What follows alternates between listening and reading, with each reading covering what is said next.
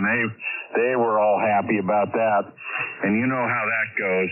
And then we had Father Mike here, Alpha Delta 8 Mike, Alpha Delta 8 November, and he made Egg McMuffins on site Sunday morning. So he said Mass on Saturday night, but he was running CW all night long on 20 meters, and then in the morning he was the breakfast cook. So it was, Jerry, you know, it was off the charts. Tim, as always, off the charts at your place, sir. Congratulations. That's great. That's wonderful, and glad to hear that. Yeah, we had a good time. We got blasted by some lightning a couple of different times. Had to go off the air. I think we maybe lost about 2 hours out of the 24, but the rest of the time we were on. The beverages that I, keep up here year-round kind of saved the day. I got an east and west, north and south. They're not optimized, but they're in the right directions. They kind of saved the day on for 40 and 80, so it was really good. Val got a really, really cool video it was from a W8 station. I'm not sure, I have to watch it again, but there was a young guy, I'm guessing he was maybe 12 or 14. Somebody videotaped him doing CW, and he worked NV9L, and so he's sending everything with his right hand with a paddle and logging with his left hand on the computer, and he reminded me so much of W2GD. Over. Yeah, boy, there's a couple of the old timers, as you know, Jerry, that could send and write at the same time, and what a special skill that is. Yeah, we had a lot of young operators here. We had a West Point cadet. We had a salutatorian from his high school. He's got a full ride scholarship now, and this was his first HF experience. So, that's what it's all about, is finding those gems, Jerry, and congratulations to Val for getting the videos of this, and hopefully she can work that into Ham Nation, and it was just great all the way around. So it is so good to hear that you had lots of QSOs, and I'm sure the food at NV9L was really, really good. Yeah, it was. I needed that little break, during the thunderstorm, just to lay down on a couch for 15 or 20 minutes and go to sleep, and then it was good. But I was up the whole night, all the way through to Sunday at 1 o'clock when it ended. So it was. I wasn't totally rested like a DX contest, but I did all right. Hey, Tom, I wanted to mention, and then I'll turn it over to Tom. Tom, Val and I both worked 7 X-ray, 3 Whiskey Papa Lima this morning on 6 meters. I was kind of late getting out of bed, and I got a text from K9 Echo Lehman that some of the guys out your way was working Algeria on 6 meters. So I got up, got things all going, and I sat here for a while, and then boom, he popped through, and then Val was out here doing accounting work, and she jumped in the chair, and so we both worked a new one. So another one in the bag on 6 meters. Hey, Charlie Lima, or Charlie X-ray, and K3 Lima Radio and WP3R, WB9Z. Okay, very good. Congrats, WB9Z and the group K8CX. Yeah, I could use that. Well, he wasn't into this area. I had my antenna pretty much in that direction all day, and I monitor it on the PSK reporter. At least he wasn't heard on my receiver on FT8 at least. So, but boy, that would be definitely a good one there. And, yeah, congrats on your field days as well. Wow, Jerry and Tim. Yikes, boy, that was great, Tim. All that all that was going on over at your place there. And thanks for the invite. I was actually planning on coming over, but then my granddaughter from Pittsburgh made a surprise appearance. She was going to come up a week from now and spend a week, but she decided to come up this week because her house doesn't have central air, and ours does, and she wanted to get into this. So because of that, I didn't make it. You're 30. Totally great. Good morning.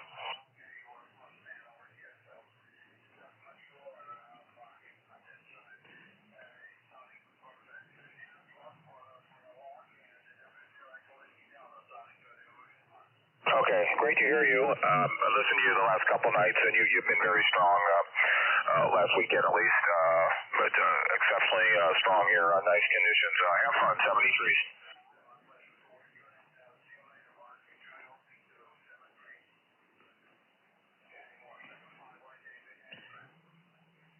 Hey, Yannis, Whiskey Queen 6 London.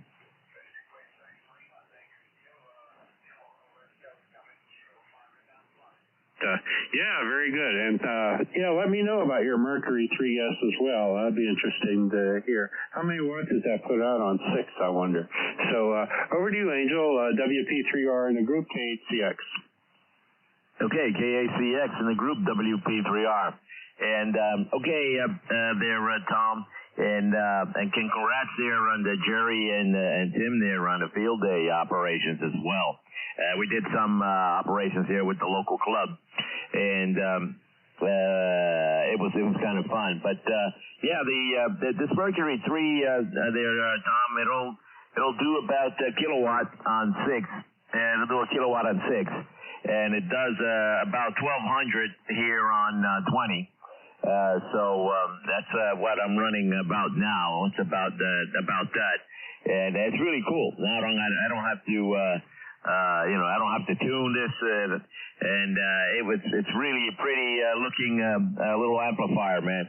It's a really pretty amplifier, all solid state with a 1 LD MOS, and it's just pretty cool. I really I'm glad that I got it, and we had a great time there on 6. We worked that the 7 X-ray, worked the 5 Tango 5 also. We weren't around, but I was listening, but Sugar 01 came in, but I didn't get a chance to work him. I was there. I wasn't paying attention. Anyway, but then I switched, like again, I said, I switched to 15, and man, I had the biggest pileup of JAs, and Otis MP4G was also in there, Tim, and he couldn't copy. He was copying them like minus 20, and I was like, I copied these guys minus 6, especially the VR. Hong Kong, that was a pretty good one. The VR2XYL, they were all in there, and it was kind of fun. But I had at one time. Coming back to me, 31 stations or something like that, man, at the same time. So I needed some help, and these guys did some good stuff there. Anyway, I heard some other stations coming back to you guys. They were calling in, but I didn't know it was a lot of QRM, but there was already some stations there, Tim, calling. So. Again, so get to be here, and glad to hear you again there, Jerry. I hadn't heard you in a long time.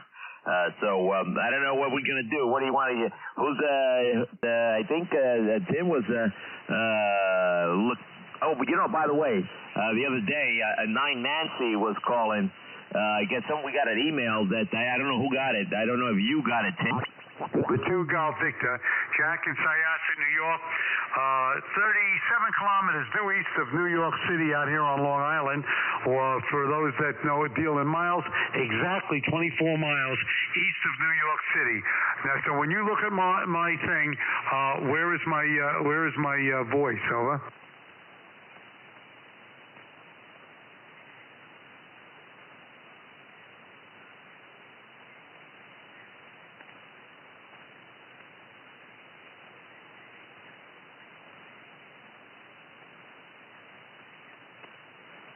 Where do you get it, and what does it cost? Sure. The Mercury amp is it's it's a Russian design, okay? But you can get it from KM3KM. You can go to KM3KM, and that's it on his web page, and it's a kit. You have to. It's a very minimal soldering, though. It's almost all plug-in. You only have to put in the RF cables, solder those, and it's just about four solder connectors. You got to solder the SO239s to the board, but everything is so super well done. I put it together in about 4 hours. I put it together in about 4 hours, and it cost it was I think 23. You're about 3.5 on that. In other words, that's what I have mine set for. So just it's FYI. In other words, I'm looking at it says 8K, so it probably goes out to 10 on either end, minus 10 and plus 10. But the only markings I see are +4, -4, +8, -8, and you run about 3.5. That's what I'm seeing. Over.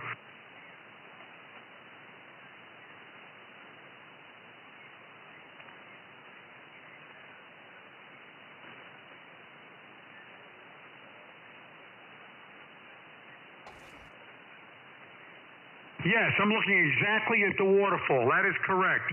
I'm looking exactly at the waterfall, and you're like I said, it's what? That's 2. Yeah, you're about around 3, I think.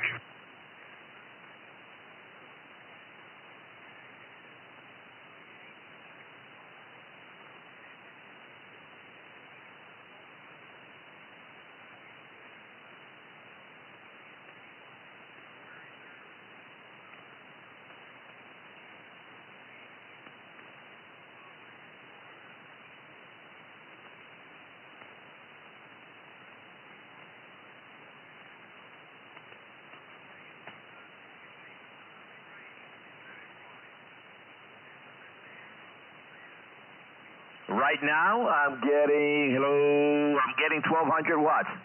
Wow, that is very cool. And the parts look great. And wow, that is amazing. Very, very nice, Angel. How long did it take you to get it? It took me, they say 60 to 90 days, so it's about 2. They got to put it all together. It took me about the 60 days. It took me about 60 days, something like that, And so there's a lot of people want it, and they've got to put the boards together. And so it took me 60 days, but it was well worth the wait. Tim, go ahead. Yeah, very good, Angel. I'm looking at it on the website, and it looks amazing. And so far, no problems, right? Man, I fired this thing up, and it was it. That was it. I'm on the air, and then all you got to do is to change bands. Is just when you change the band, just tap just push the PTT, and boom, it's there, and you're done. Go. Wow, that is really great. It looks beautiful, and congratulations. And I'm going to read more about this. There's a bunch of stuff on eHam about it, and that is really, really good.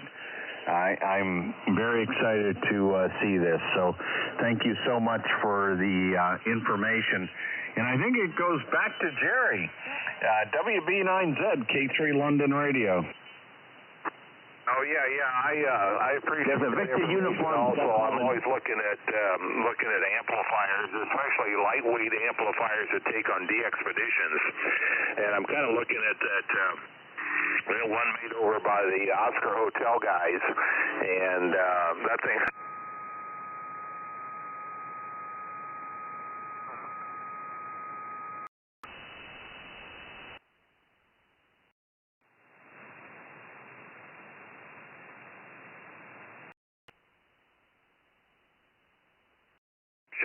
Tim or Angel or Tom, did you guys see that video that was floating around about the towers that came down over at the Radio Lima 3 Alpha? No, I did not see that, Jerry. Yeah, it was floating around on Facebook. I just saw it late this afternoon. It looked like 4 towers come down in some big, windstorm, rain and driving winds and stuff. You might want to do a little looking around. I saw it on Facebook, and then I went to YouTube to see if it was on YouTube, and I couldn't find it. I was going to send it around to all my friends and stuff to check out, but I saw it on Facebook. So looks like they lost at least 4 towers there at Radio Lima 3 Alpha in a big storm over the weekend. Yeah, very sorry to hear that, Jerry. And if you see the video for that, please send it to me. Yeah, I will. I'll when I get a chance, I'll jump over on the other computer there in my office and kind of do a little more searching. So it might be tomorrow or something. So, but okay, I really don't have a lot left. So, and I think there's other guys that want to break in here. So I'm just gonna kick back here and listen for a little bit. But Tom, it was exciting today. Angel, quickly, was that 7 X-ray new for you on 6 meters today? Was that a new one for you on 6? No, it was not. No, it was not. I've worked them before, but the other guy hasn't confirmed. I've worked 7 X-ray before. Yeah, it looks like the club over there, 7 X-ray 3 Whiskey Papa Lima, will appreciate your QSL cards and donations and SASE stuff, which is fine with me. I don't care. Looks like they got a great operation going there. So Val and I are both very, very excited to work a new one on 6 meters today. And if it wouldn't have been for K9 Echo Lima texting me about 7:30 this morning, I might have slept through that. I was just dog, as they say, dog-ass tired from the weekend. Okay. Yeah, and there's a lot of, sorry about that, but there's a lot of the stations calling in there now in the background there, guys. And, okay there, Jer. And I hope they confirm a lot of those places. It's I just use LOTW now. I mean I don't care I got a QSL manager, but so I really don't too much for the cards. But obviously just them confirming. But anyway, guys, let me send it back to Tom. Tom, pick it up again. There's a lot of guys crawling in there, Tom. And let's see, maybe you could fire it up there. KHCX in the group WP3R. Pick it up, Tom. Okay, very good, Angel. WP3R in the group KHCX. And I am also on the KM3KM.com page looking at your very nice-looking Mercury 3S. Wow, yeah. No tuning knobs, just power and operate. Boy, that's great. And you get a whole kilowatt out on 6 and 1,200 out everywhere else. For $2,300, that is quite the deal there for sure. And you had to spend 4 hours putting it together. Apparently, they don't build them until you order them, so I guess that's why they're a bit backed up. And Jerry, I did see the RL3A antenna problems. Wow. Actually, Diane found it on, my wife found it on Facebook, and she showed it to me, and I said, oh, my God. I wasn't sure what happened over there, but I'm sure it was some kind of a tornado or something. It looked terrible. And yikes. So I hope he can get that back going there. I was on 20 yesterday for a little bit on CW around the same time we get on, around 0200, and it was full of UA9s and zeros, so I worked a bunch of them. So Angel's right, there's a whole bunch of stations right on our frequency right now, I think, waiting to say hello. So I'll give it to Tim. He's the big guns in the neighborhood, and we'll see what he wants to do. K3LR, KHCX. Yeah, very good, Tom. KHCX, K3 London Radio. Well, let's see if some of our DX is on here tonight real quick before it's too late. Is there a 9 November station, Kilo 3 Lima Radio?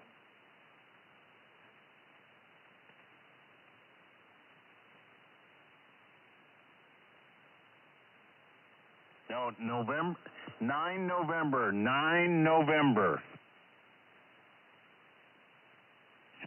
How about 3 Bravo 8? The 3 Bravo 8? 3 Bravo 8 must be in Italy. Yeah. How about a Victor Uniform 2? Any Victor United? Yeah. CQ Asia, Kilo 3 Lima Radio. Kilo 3 Lima Radio, CQ Asia.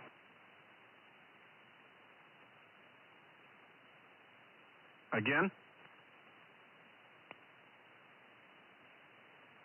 Italia Victor, are you in Asia?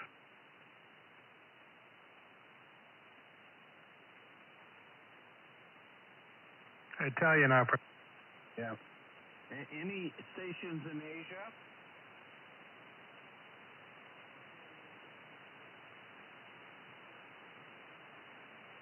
Yeah, Alpha 41 Lima Delta, you're 5 and 9.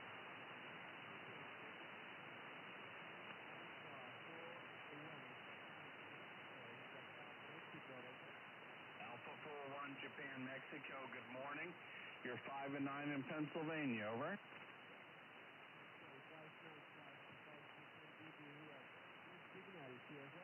Okay, very good. Thank you so much. Another station will call. Go ahead, Jerry.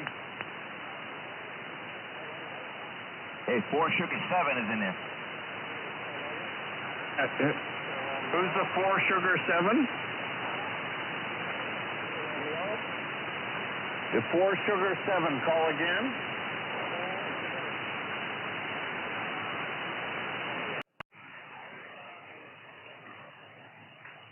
That's 4 Sugar 7 Alpha Victor Radio.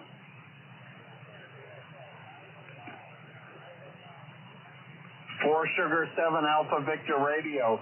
Kilo 3 Lima Radio, you're 5 and 5.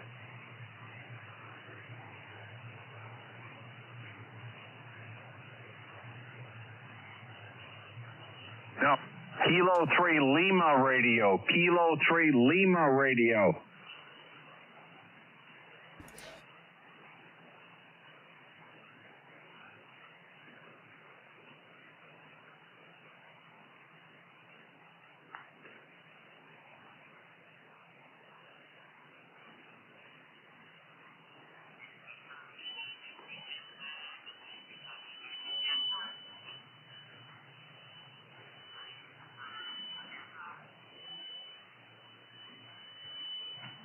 Roger, 4 Sugar 7 Alpha Victor Radio. Noel, Kilo 3 Lima Radio. QSL. Jerry, WB9Z, go ahead and call Noel. Tim, I had to step away for a little bit. Go ahead and just bypass me. Okay, very good. Tom, go ahead with Noel. Okay, very good. Thanks, Tim. 4 Sierra 7 Alpha Victor Romeo. This is Kilo 8 Charlie X-Ray. Kilo 8 Charlie X-Ray. Noel, you are 5 by 5. 5 by 5. 55. How copy? Over.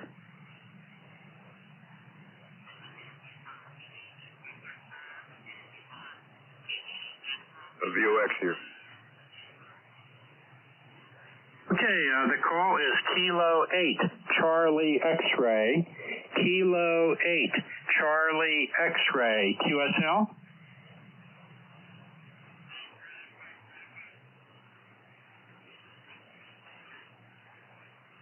A negative. Kilo 8 Charlie X-Ray. Kilo 8 Charlie X-Ray. Kilo 8 Charlie X-Ray. Over.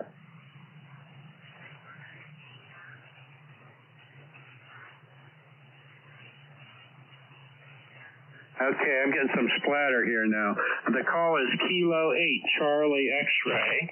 You are 5 by 5. 5.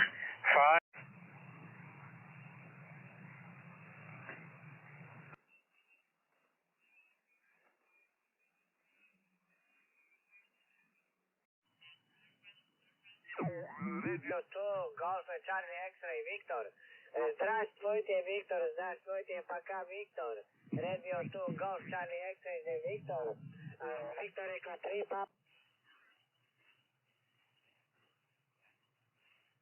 I'm not sure what happened there.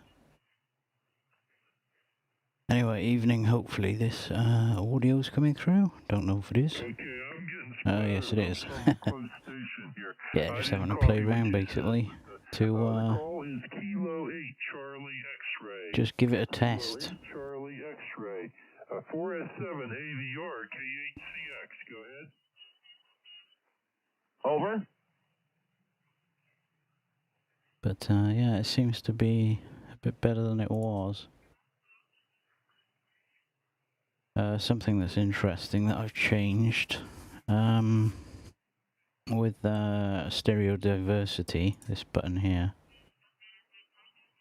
Stand by. You can actually use it in C-tune modes. So the top RX1 is in click tune mode. And I think it's on, let's have a look, options, yeah, click tune drag. So it should scroll when I get to the edge. But the bottom one is not in click tune mode. So you can see that it ends up with the same stuff in the relevant position. You can actually have it in both in click tune mode now.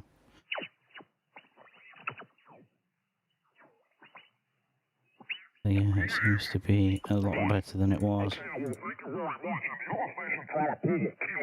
which is quite good.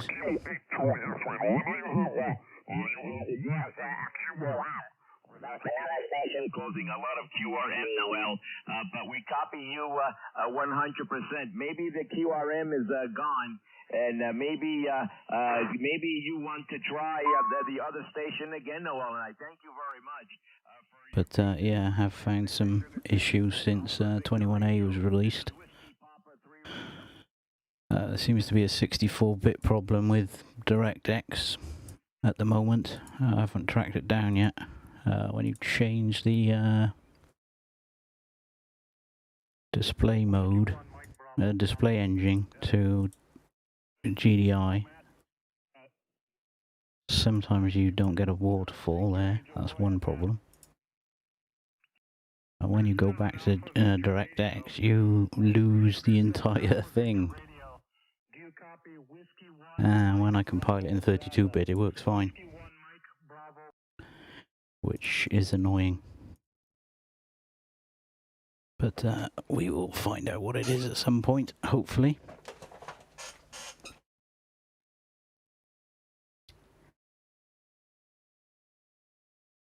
The flashing block at the top left, it was something that I noticed when I was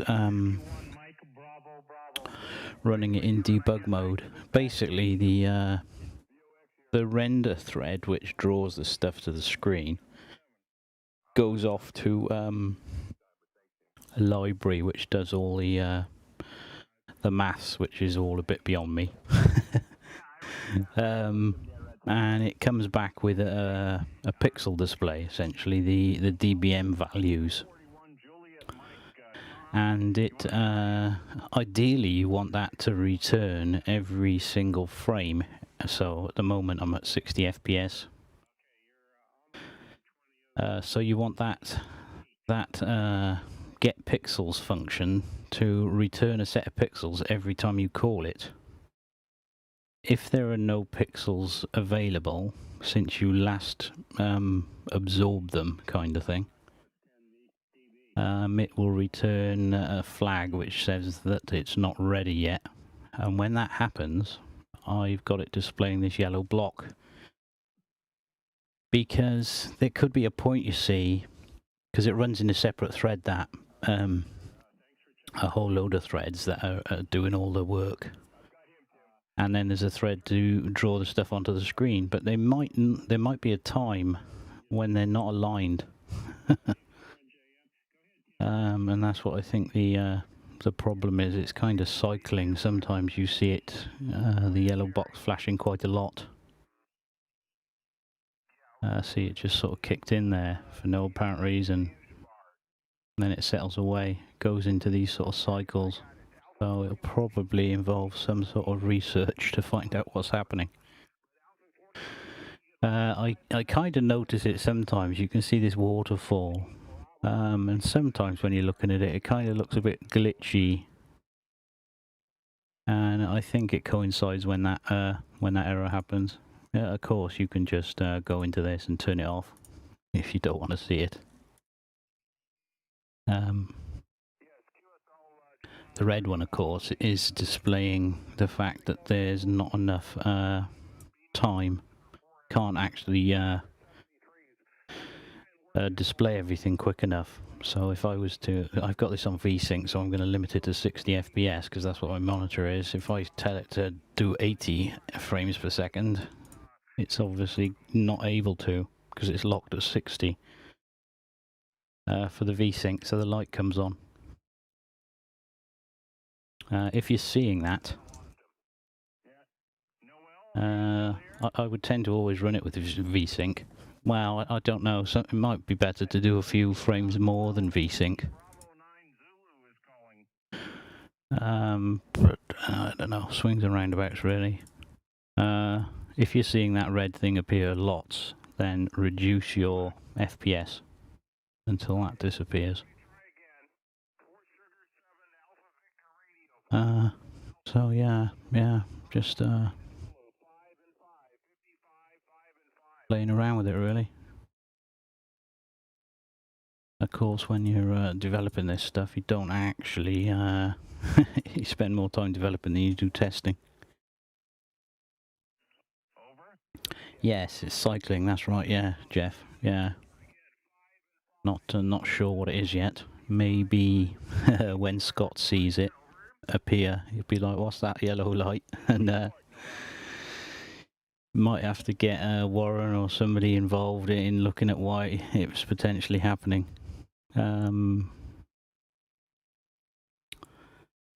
So yeah, because technically, as long as the code runs quick enough in the background to do the processing of the IQ streams and everything,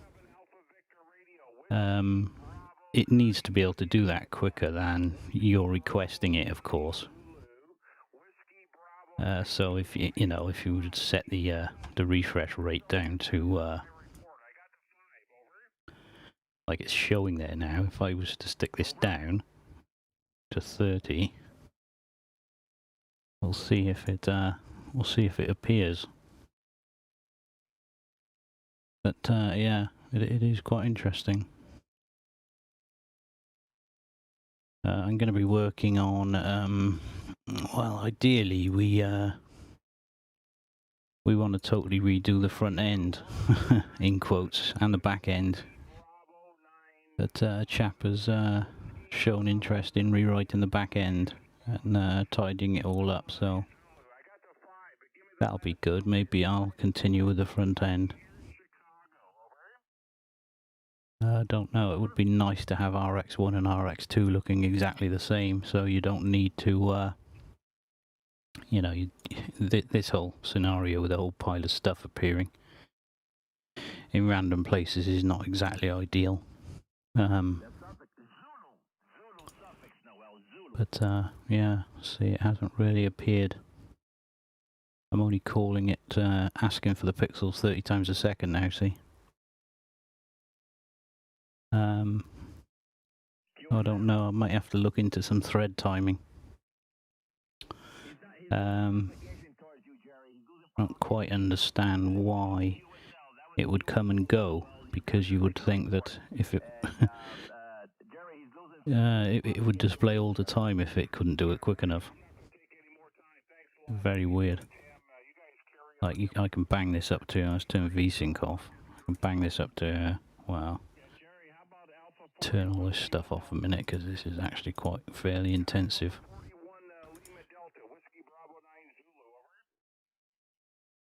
I can actually go 144 frames a second here. So that's requesting pixels 144 times a second now. And it's, wow, see, it's cycling. It's very weird. Not entirely sure what that is, Jeff. Bit weird. Yeah, yeah, the whole receiver 1, receiver 2 thing is a pain, if you ask me. So it does need to be streamlined. It would be nice to, I don't know, have, there's talk about having N receivers, so up to, is it 7? However many ADCs there are. DCCs. DDCs, yeah. 7. There's talk about having it so it can handle way more. So that could be interesting. But yeah, I don't do. See, it's cycling again. Definitely gonna have to look into that. Gonna annoy me. Now that I know it's happening. Because essentially it goes off, does a load of processing, and then sets a flag to say that it's ready to give pixels. If I query it whilst it's processing, that's when, and it's not ready with the pixels, that's when it will display as yellow. So, might have to have a think about that. Yeah, it's this is quite cool. This delay. I think people are requesting that for a problem with some ACOM solid state amps. So that'll delay frequency 2, which will give the amps enough time to frequency count, I guess.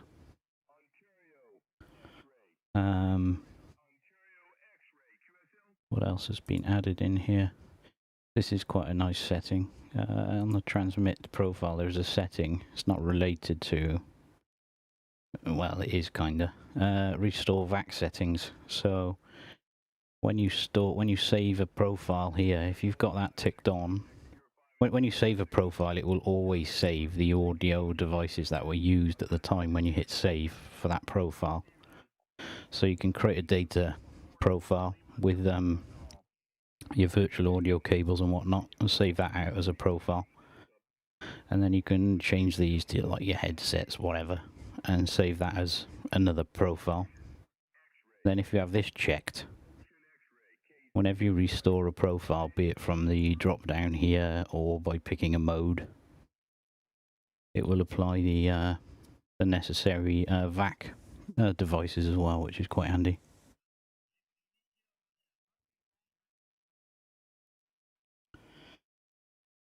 Yeah. Yeah, I've used the stereo diversity stuff, but I find that it never quite locks the audio to the same, I don't know, clock, whatever. There always seems to be a bit of a phase issue. Don't know if it's my audio setup here or what, really. What else has been added? So yeah, that was quite a nice addition. Because it was always a pain if you were flipping between data modes and whatnot. You always had to go in and pick all this stuff. I don't have anything connected to my ANAN, you see, other than the Ethernet cable and an RF cable. I do everything through the PC. Of course, we got this peak hold stuff. Active peak hold, I've called it. Which is that stuff in the background. And you can change the colour of that, but I can't now remember where I actually put that. Here it is, active peak. So yeah. You can, excuse me, change that. In there. I noticed it on my ICOM 9700 actually. Which is why I implemented it. You know, it's probably not much use for anything, but it's a bit of eye candy. You can always turn it off. What else did we add this time? Of course, there's the color gradient thing, which was quite an in-depth thing actually, because this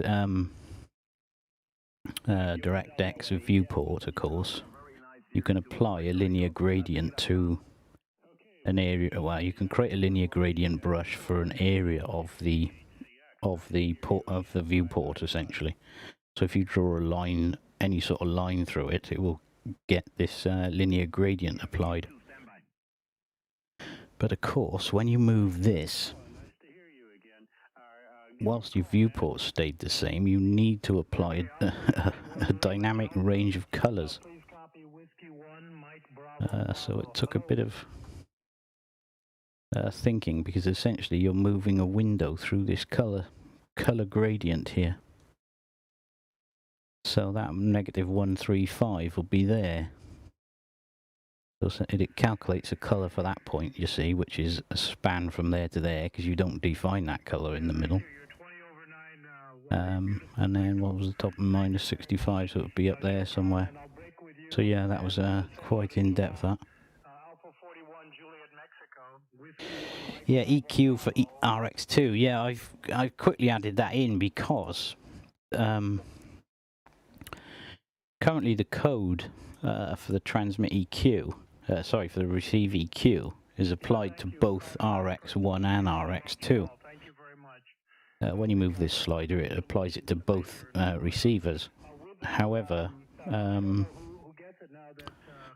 the button there to switch it off and on only turns it on and off on receiver 1. It now does it on both, so don't know if I can do this on here in the stream. It'd be a bit awkward, I think. I have to set up another device into the stream. But yeah, now when you do RX EQ, it applies it to both receivers, so they both take the same settings. You know, we could, I suppose, create this receive equalizer 1, or have a button at the top which picks 1 and 2 and applies these settings to the relevant thing. I guess we could. Then we'd need to store everything twice and recover it twice. We could put a separate EQ for each receiver, but at the minute it's one set of settings that get applied to both and turned off and on both now. So that's that, yeah. What else did we do? Can't remember, to be honest. It was about off and on, about 10 days worth. Not solid, of course, a couple of hours a day, but you know, it adds up. But I think most of the issues related to the one I have found, which exists in the old version and still in this version, is if you've got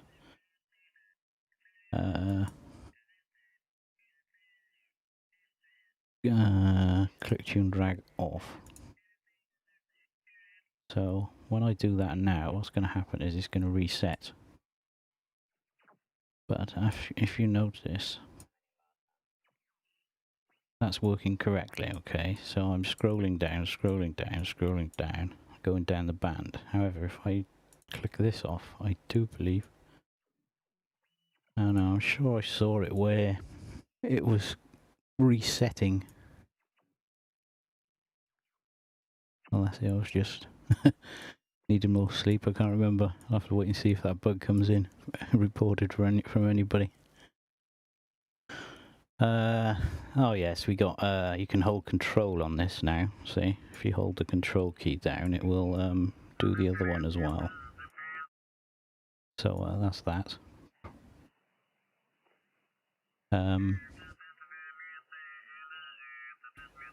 So that's that change.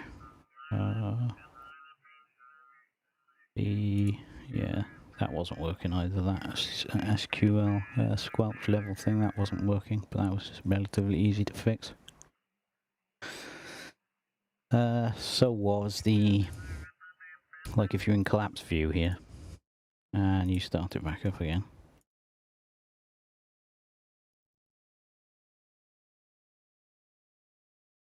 it didn't ever used to display the band button strip there. And now it does. That was actually a big gotcha.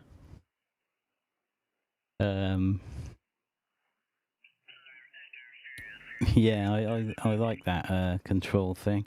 That's the only thing I have issues. Well, I don't know. Perhaps I should change that and put a little padlock icon there. Because having hidden modifier keys is a bit.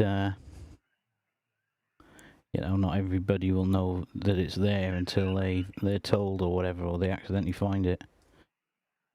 But I don't know if there was a little linking icon there that you could click on, and then it would mean that those were always linked. I don't know. Incidentally, it doesn't affect. If you hold control here, it doesn't do anything. It's just literally those two there. But yeah. So I think that's pretty much it, really, from the cycling again. Watch, that'll fade away now in a minute. That's very, very odd. What that basically implies is that there's not enough time. What's the time display? Update, yeah, 16.67 milliseconds per frame at 60 FPS. Quite surprising. Yeah, I changed this last pile of changes I made. I made it so it was linked to frame rate.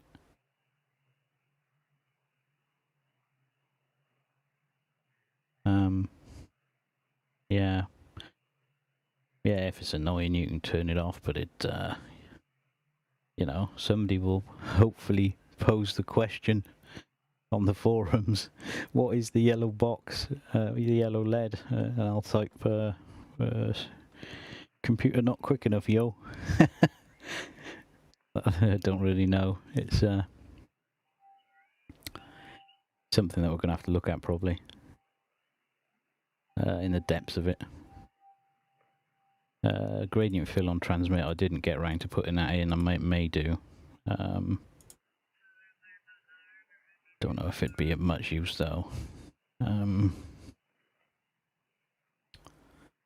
But yeah, the negative 200 to 200 is a bit awkward as well. So I don't know if I want a button on here which zooms in around this area, or make a zoom system on it. The only reason for negative 200 plus 200 is because that is what you can do on this scale. See, there's negative 200 down there, and up the top is plus 200, which is, you know, something crazy would be going on if you had a signal that high. Yeah, nice, Jeff. Yeah, yeah. I think. Well, I don't know. I think if you've got that red, that's why to be honest, I was reluctant to put that checkbox on there. This one, the red one, because people can turn that off and not know there's a problem. And that was one of the reasons why I was not thinking about not having it on there. This accurate frame timing is really heavy to process that. I wouldn't advise using this unless you want to do something specific. It literally sits in a very tight loop to use up the spare time essentially. Whereas the other way waits for, well, essentially, it draws the screen, calculates how long it took to draw it, and then it inserts a necessary delay to make sure that next time round it's 16 point or whatever milliseconds later. However, the Windows timing stuff is not 100% guaranteed. So you have to calculate again another delta the next time round and apply that. It's a nightmare in there, to be honest, in that bit. But yeah, let's have a listen round on here anyway. Yakking enough. I would say 5 by 9, over. So see what the levels are. 73, Andy, thanks for the contact.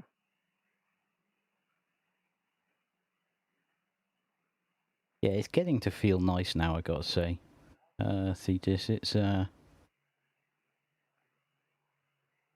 been fairly reliable. I have the odd problem with pure signal. Can probably demo it here, to be honest. Let's just set the power to about 30 watts.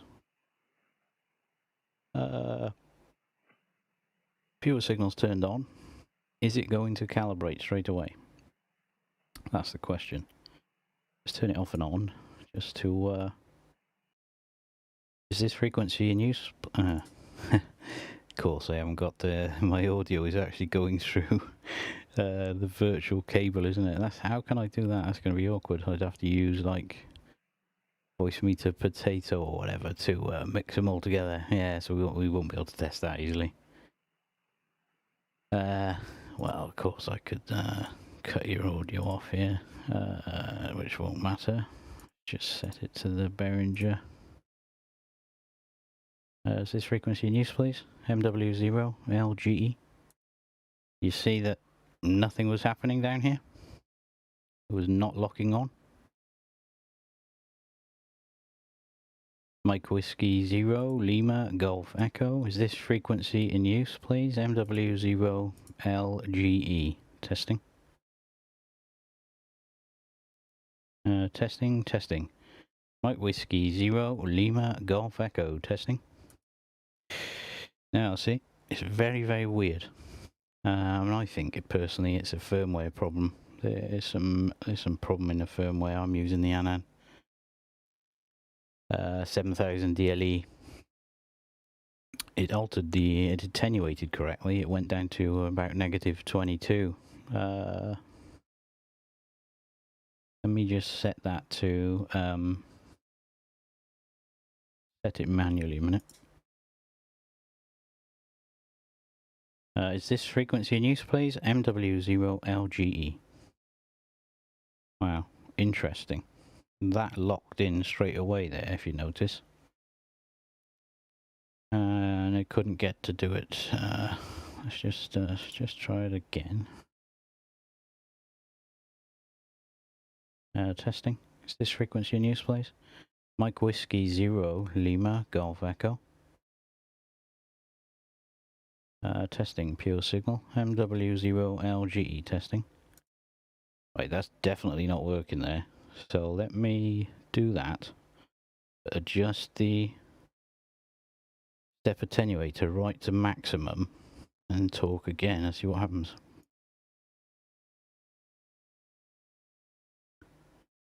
Testing. MW0 LGE testing. Oh, I didn't get anything there. Testing, Mike Whiskey 0 Lima Golf Echo.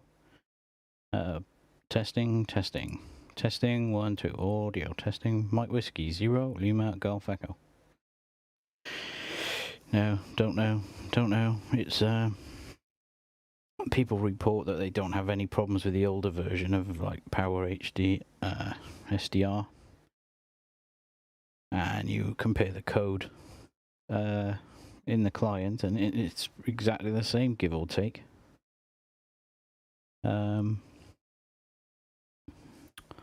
Let's try that. Let's try turning receiver 1 and 2 off.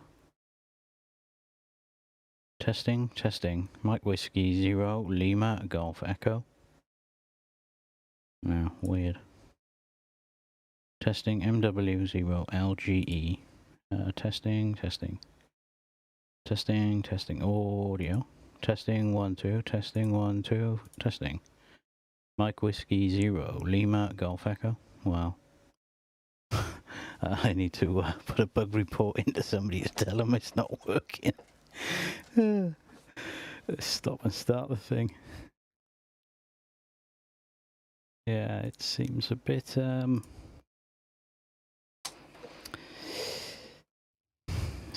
bit odd, I have to say. Not plainly obvious why it's not working. Yeah, that yellow box is going to be permanently on at the moment because it's not actually getting any pixel data. Perhaps I should set it so it... Yeah, let's try this. Well, I haven't done anything other than stop and start the software. Is this frequency in... Okay, let's just pick the right audio device. Which, incidentally, now has to be saved into the profile.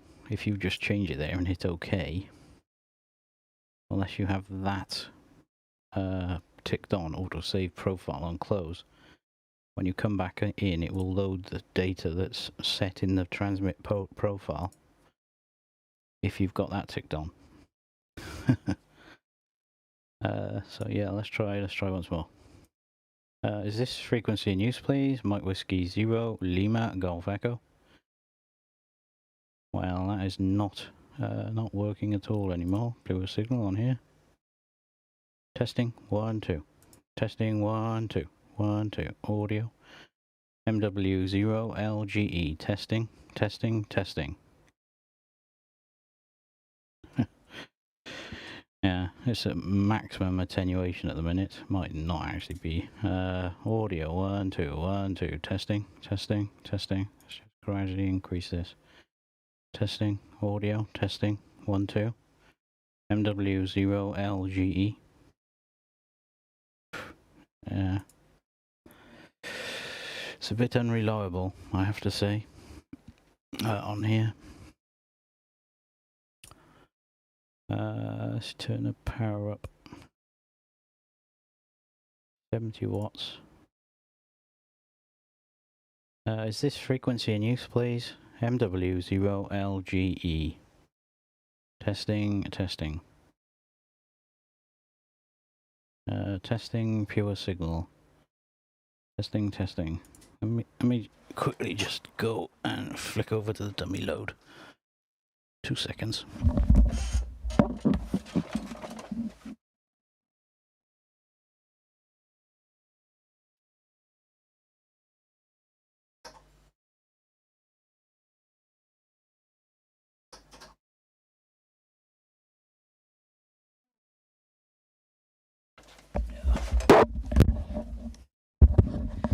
Right, we're on dummy load now. Okay. Which is, well, I've got the tuner on a bypass, which puts it into a dummy load. But the loop, I'm sampling directly at the back of the ANAN. I haven't got the amp or anything in the pure signal loop. Right. Test again.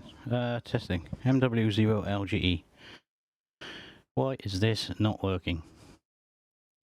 Come on, pure signal, wakey wakey. Testing, 1, 2, 1, 2.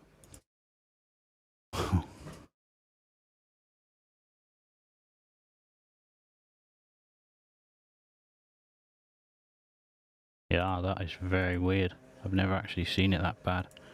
What I'm going to do, quickly, is power cycle the hardware. Ah, okay. ALC, not high enough. Now that might be interesting. Let's just set it to 100 before I power cycle the thing. Testing, interesting. It's instantly attempting to get a lock, but it's not, yeah, had no power. Yeah, very interesting. Interesting that, Jeff. Let's go back down with that again, yeah, because of course that would have some effect on it, wouldn't it? Can we drop this down and still get a... Let me, if I... Sorry about the boiler noise. Got a boiler in this room. Right, I'm back up to maximum. Yeah, see, it's running at 18, negative 18 there, with about 25 watts or so. So, yeah, it seems to have kicked in since I moved that AGC around. It was set at about 69, 68. Just flick that on. Testing, 1, 2, 1, 2. Testing, yeah, look at that. Now it's not logging at all with the same drive power and the same attenuation. It's not moving the attenuator. Let's just try and alter this to see if it's sampling. 1, 2. No, it doesn't seem to be sampling properly. Or level's not coming out. We know that should be about 18. Right, let's just slowly increase this AGC. 1, 2, 1, 2, 1, 2. Testing. No, nothing. Right. Let's turn it off again. Turn it on. Let's just go now. Testing 1, 2, 1, 2. No, see, there's just no consistency. It's very odd. Bung that up to max. Testing 1, 2. Hello, audio. Yeah, I don't know. Don't know. Very weird, Jeff.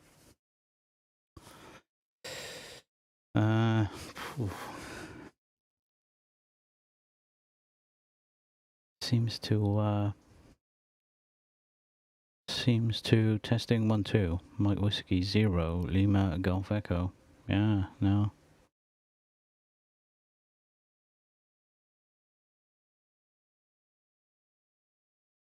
Yeah, see that then?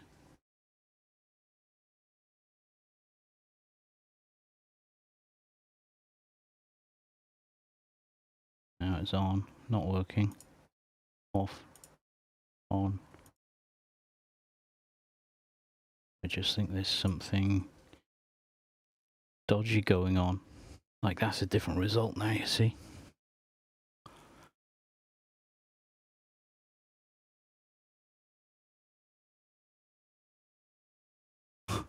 Don't know. Yeah, totally weird. What's that? 5 to 70.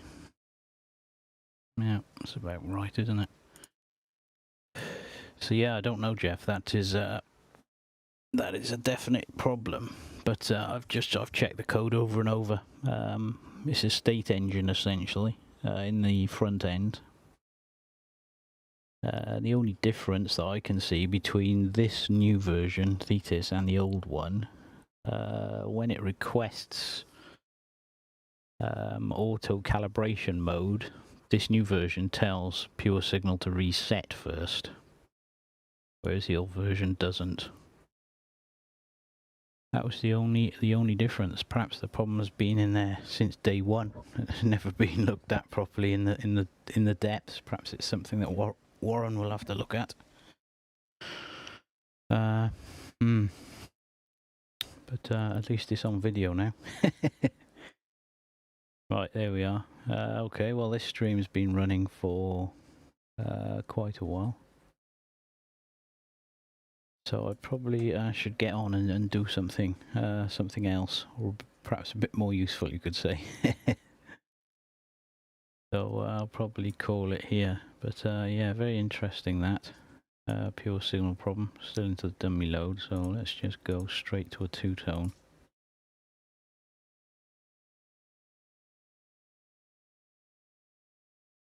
It's literally not doing anything, is it? Now it is. It's completely weird.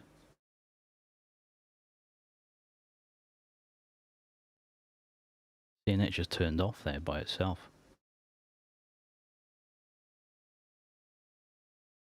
I don't know. Not understanding that's 50 watts.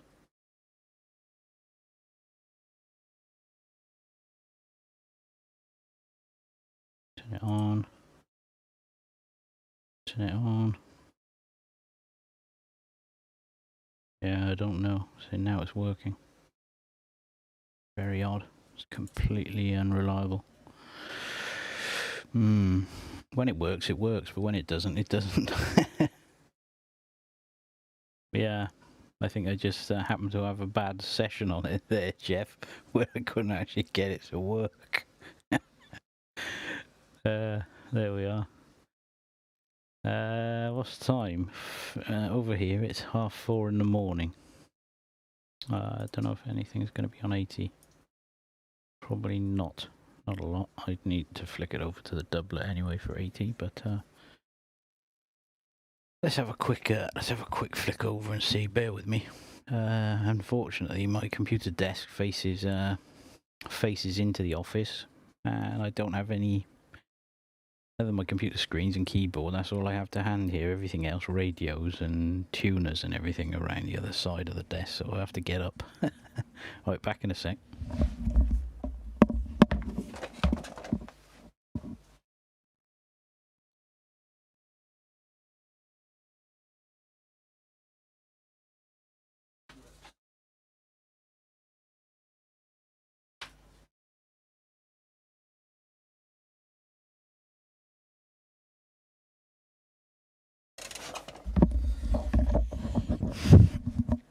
Alright, let's have a look. Doesn't look to be much on.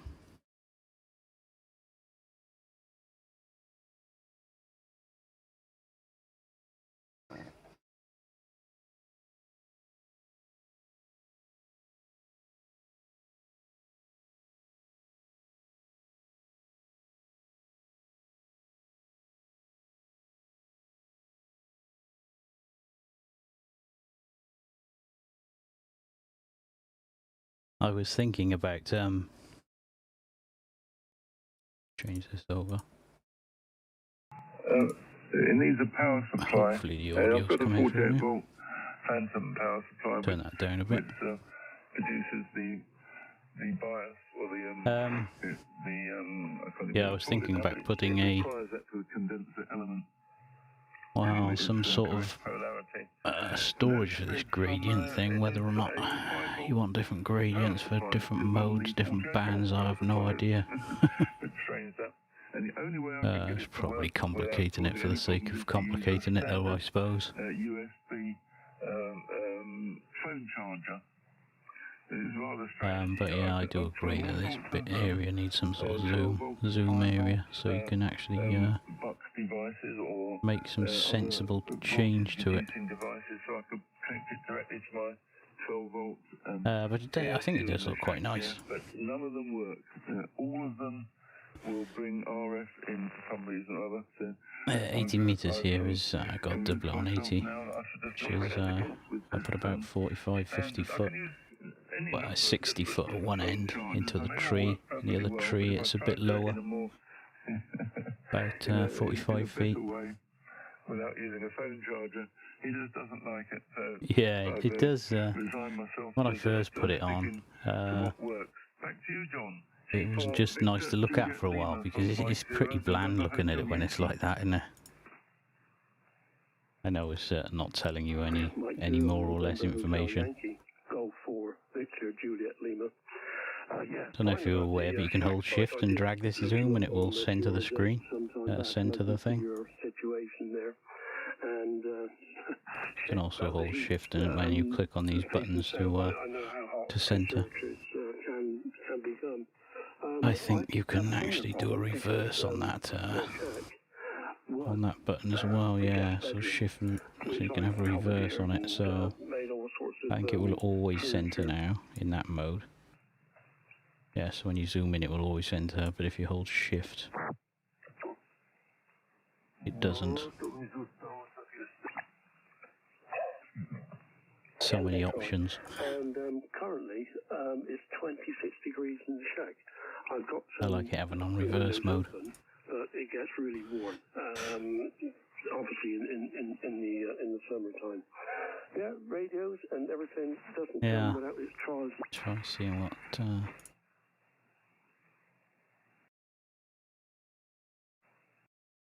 SWR is here. Oh, that's a bit high, isn't it? 16 to 1. Yeah, we don't like that. Just turn this. Weird.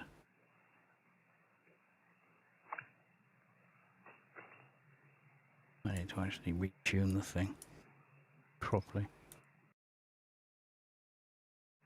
Don't believe that.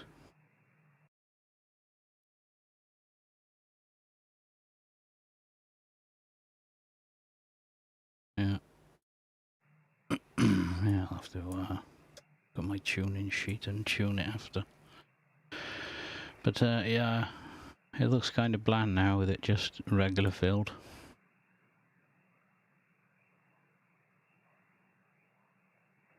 But of course you need some decent signals. 909 here is radio station. I can't leave it on there for long because we get kicked off YouTube. But yeah, it seems to all be working. Haven't had any real problems anyway with the changes that I made. Which I did. And it worked on the, Doug's got a few changes to add to it. But it also said if you that have come in from Lawrence and a few others, I think, but he hasn't had a chance yet to put them into his GitHub repository. So I lost the link. So the mods that I've made are to the version that was released 2.8.11. To the Mac Mini on the left. But I think he will be making the mods at some point. Either he'll introduce all mine into his, or vice versa, and do a proper setup. But yeah, there's so much space wasted. It's not a very tidy interface, really. You know, all this stuff here could fit down the side at this resolution, and you could have that window right to the bottom. But I think it needs a big old restructure in expanded mode anyway. Collapse mode's quite nice. I fixed the problem with RX2 where... Right, let's set this up. Where is it? I can never find these. ADC, so yeah, we're using the same input. I'm not using a separate RX2 antenna. So if we ask for the second... now this is... Yeah, so this is adjusting... that's adjusting RX1 at the minute. .76. You click on this. Now if we do 3.76. Yes, that wasn't working before. It hasn't worked for ages, that either. It's amazing how many things are not reported. Either they're not ever used, or of course, what would be nice would be for it to realise you're in RX2 and these buttons down here would apply to RX2, but no, I don't. Oh, it does. Don't think it does on band though. No, see, it moved RX1's band. Yeah. So there is some interesting parts to it. But yeah, it's a lot better than it was. That was a problem as well. You could literally wind. Well, even this G shouldn't be up there. That should be hidden for the AGC, because when it goes up there, it's into the other receiver. But whatever. At the moment, at least those aren't going over anymore. I like this. I like this mode where you alter this scale and it alters the waterfall gain. Essentially the same as the Sun Expert SDR2. the other thing I would like to do is get rid of this top frequency bar when you're in this mode, this split mode, because it's kind of pointless. Because the numbers are here in the center. Should give a little bit more drawing real estate. And the left and right there, put in the middle here. Gonna go left and right on there. And the zoom, instead of down there, you just hold right, well, you leave it down there, but you can hold, I think you want to be able to hold right click in here. And you can zoom if you drag left and right. And that's exactly the same as the interface in they're very inquisitive. I've got very good neighbours in actual fact. Nobody behind that's how it is in Expert SDR2 from Expert Electronics. Yeah, there were lots of problems with that stuff, Jeff, with the VFO moving and stuff.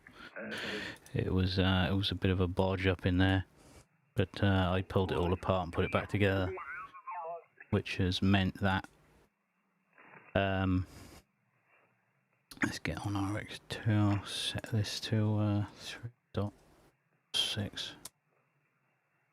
which means that if you've got them, I don't know if you can do that in this peak, don't know if you can link them mode. No, I don't think you can link the things in this view. Yeah, it meant that the all this stuff, VFO sync and everything was working properly. So if you turn that off and you put SD on and you put this one on click tune so it stays in the center, you can actually drag this one and it will move correctly down below. And even if you go off the side, it was, yeah, just badly done before, but it seems to be right now.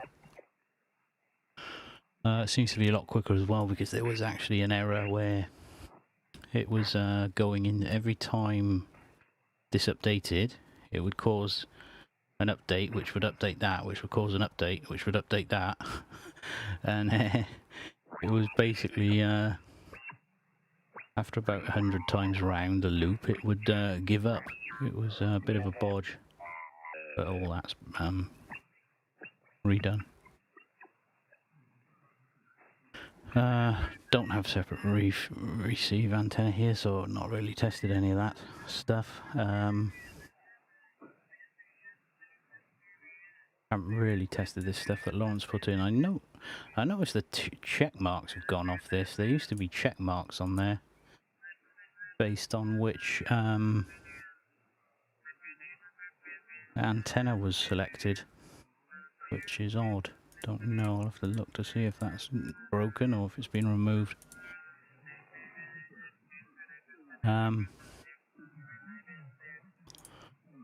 So yeah, it's that two-tone button was handy to put in.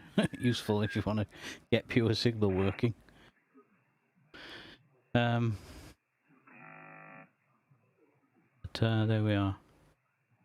One thing I did find was, which I haven't fixed yet, was this meter here, the tune meter.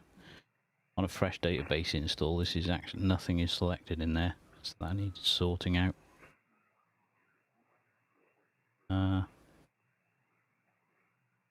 Yeah, not a lot on 80 really, this time of the morning. But yeah, great on your career, Mike, and the slight association with what I do. I do enjoy it. Some of the journeys are not much noise. Really long. Quite a quiet band at this time of the day.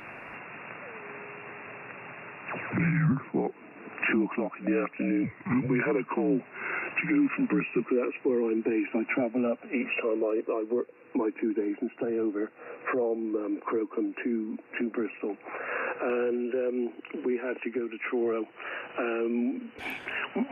Sometimes they can fly, but the other thing which frustrates me from time to time, Jeff, is if I'm in C-tune mode, which I tend to use mostly, is I can't alter the filter here. Like, I should be able to just hover over this. It should highlight a little line on the edge. And I should be able to just drag that. And on there, when you get close to the right-hand side, it should highlight it. And if you click, it drags the filter as opposed to the actual tune. So that's probably something I'm going to add on.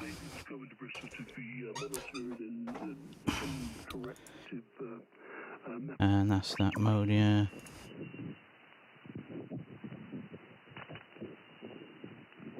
Yeah, this is the issue that I've seen. Alright, this is the bug.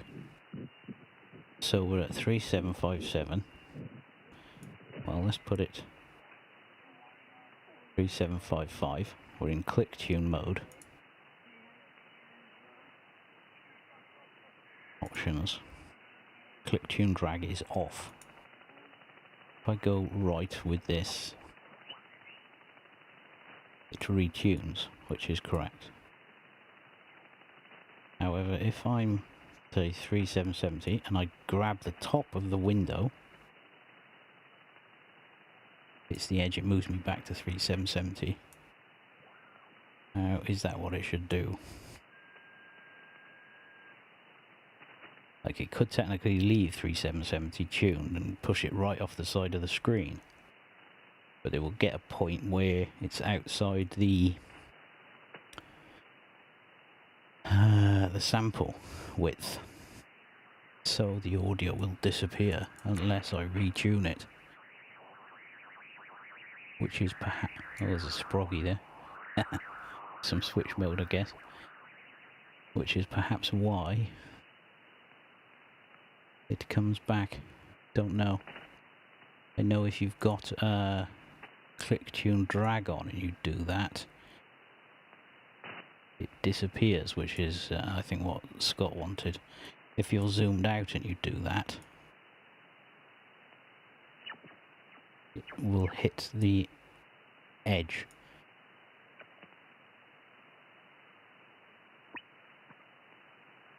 So yeah, there's a lot of possibilities where things could go wrong there. I may have to look into that. But it's working a lot better than it was. I think anyway. 3.760. Yeah, the other thing that was fixed, of course, was the stack stuff.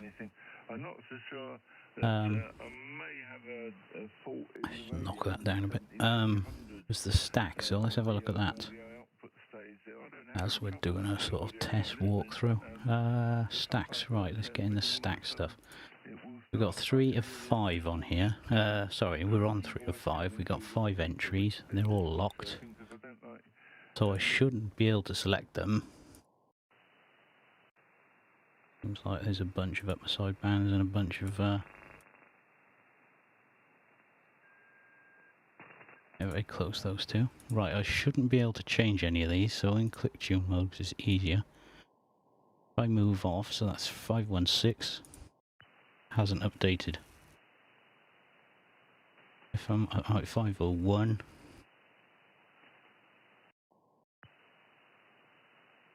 Uh, 501. If I move this, it shouldn't update. When I move here, it shouldn't update. That's correct. If I unlock one of these, right click to unlock,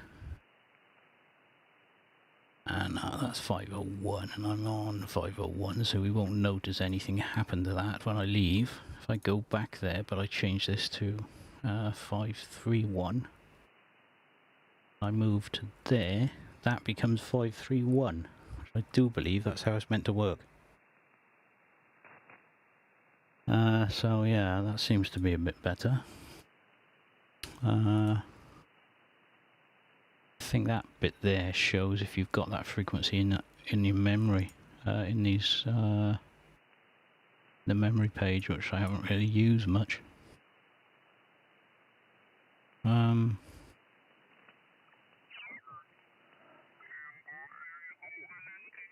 Yeah, that seemed to work anyway.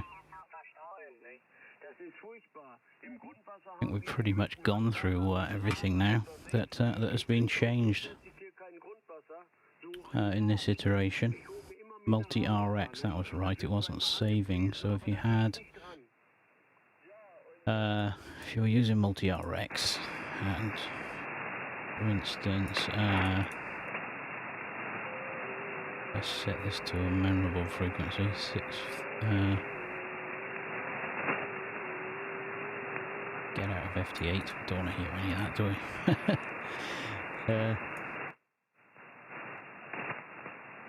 Right, let's, right, we're at 3619700. I haven't tested this actually, this could be an interesting fail here. 3620, 3650 with the 2 on multi-RX, let's shut down. Starting back up. See where he cuts, see what happens.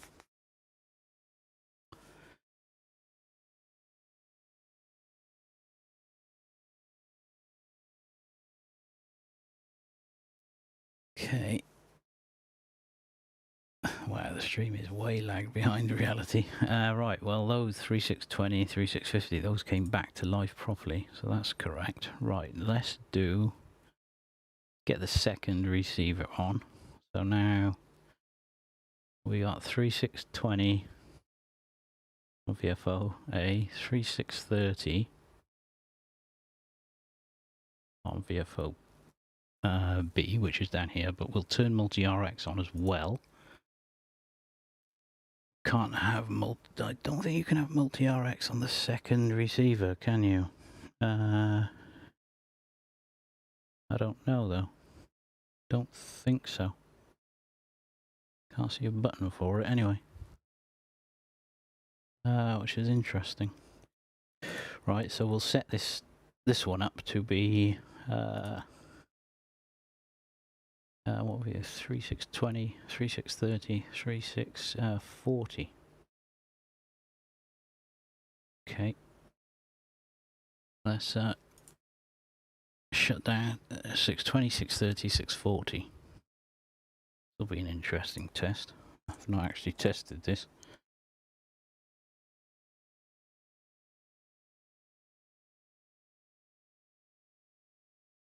Let's see what happens here.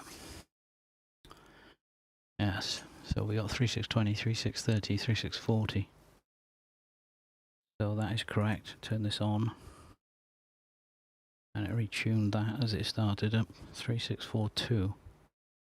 Interesting. That moved. Why did that move? Just test that again. 620, 630, 640.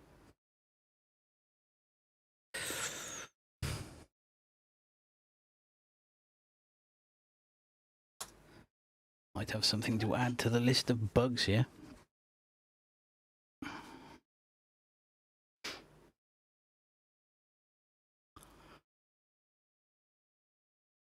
Right. Yeah, interesting. Wonder why that happened. You'd probably find that there's a band stack entry.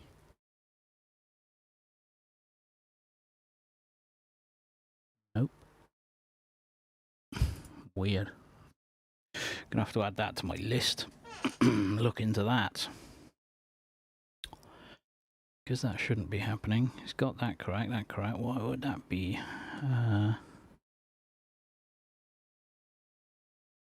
2.63k off, that just doesn't make any sense. Cycle through these a minute. Turn that off.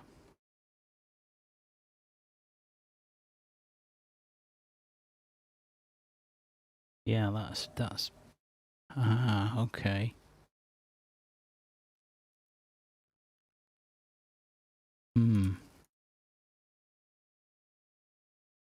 Right, yeah, it's definitely an issue, that is. Definitely an issue.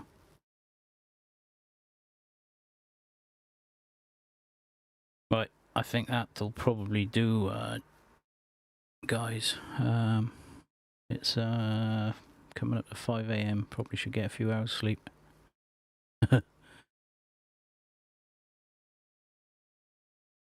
quite busy on this frequency. This is known as the Work All Britain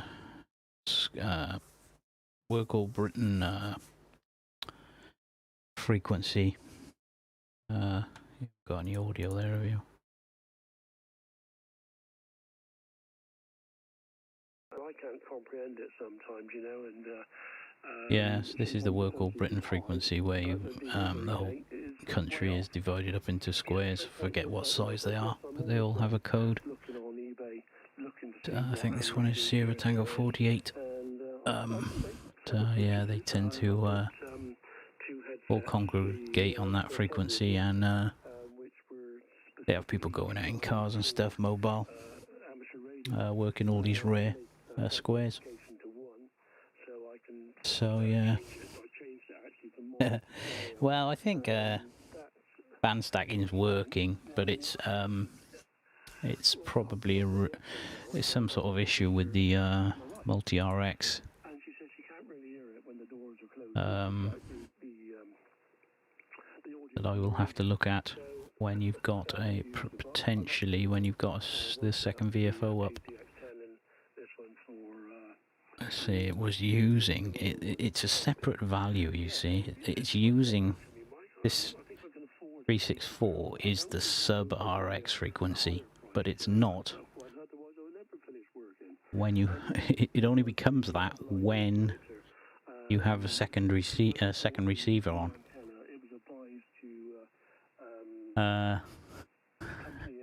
The issue probably is that when the second receiver is disabled, if the the multi RX is set, it's actually setting VFO to B there, not actually setting the sub, and that's the problem. It needs to set VFO B and the sub when there's only one receiver shown. I think that's the issue. We shall have a look after I've had a few hours sleep. Perhaps I'll mull on it when I'm sleeping. I always find out if I get stuck on something, it tends to resolve when I wake up in the morning. It's weird. Right, yo guys, cheers for sticking out on here and having a quick look at what's been happening with Thetis. It's coming along. I'm going to be working on over this week extension to the blobs, the peak blobs. They're going to get renamed to markers, and I'm going to be putting in some spectrum analyzer functionality with those. Redoing the code is very simple at the moment. That finds the peaks, but it needs a better algorithm. So to look at slope and all that sort of stuff, and to work out the 3 dB points from the peak left and right and all that, and be able to add markers at fixed frequencies. So one of those blobs, for instance, would be fixed here at like 3758. It would float up and down and not move. And then a separate window to manage all that stuff, and be able to do deltas between selected markers and things like that, so can make some measurements. And a button on here somewhere. I don't know where I'm going to put it yet, because it's quite compact when you shrink it right down. There's not a lot of space. If you want to see something that looks really bad, well, not bad, but cluttered, it's turn the second receiver on and then crush it down. It's ridiculous. I think we need to add some more buttons on there. It does make me chuckle, really. But there we are. Yes. So that's the work for the week anyway. To add that marker system in, get rid of the blobs, call them markers, and do a proper job of them, because at the moment they're a bit bodgy. Like, if you notice, sometimes they jiggle around. They can't overlap each other. That's the code at the moment.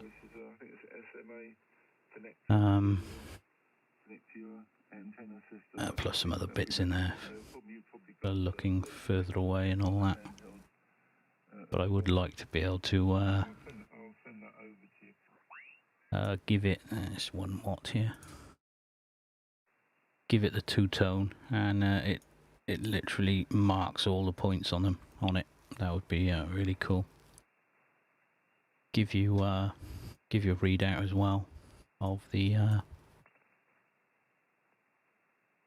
difference to carrier and all that malarkey. So yeah, that's on the plan for this week. Right, yo. Yes, I think I need some sleep, so I will close the stream. Cheers, guys. Catch you next time.